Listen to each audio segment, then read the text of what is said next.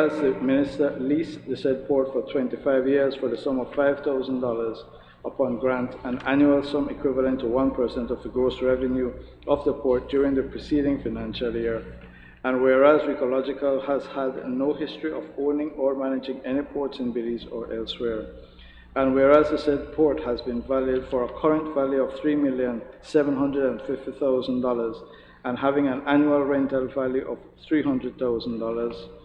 And whereas the Finance and Audit Reform Act prohibits the disposal of assets, which includes the leasing of public assets in excess of $2 million without obtaining the approval of the National Assembly within 1 month of its execution. And whereas the former minister could not have placed a motion for the approval of the leasing of the port to Recological for the approval of the National Assembly, with the National Assembly having been dissolved on the 6th day of October 2020. With this motion, the government seems to want to indicate to the public that this was something done in secret,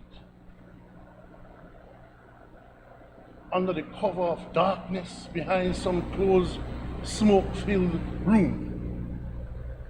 That is not the case, Madam President. Let me say first of all, under the Constitution of this country, when the National Assembly is dissolved, the Constitution makes it very clear that the executive continues its business.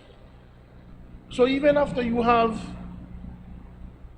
a dissolution of Parliament, the Prime Minister continues to be the Prime Minister, the Minister of Ports continues to be the Prime Minister, until there is an election and there is a swearing in of a new Prime Minister.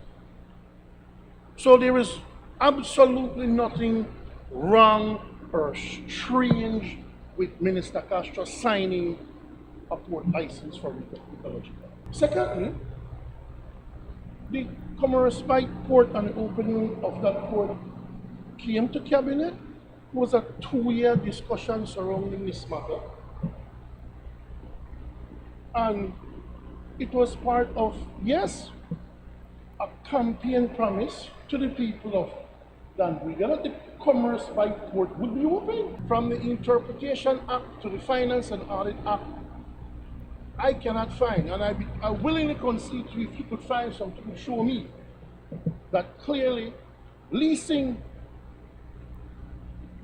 land or a sublease from a government to a statutory body to another person can be considered to be disposal of that asset. Hasn't been disposed, Madam President. The land for which this proposed port would sit has been leased by the government of Belize to the Port Authority since about 2002. If you don't like the lease or the license or whatever, well, then just cancel it. Just cancel it. Why do you need to come to the National Assembly to do this?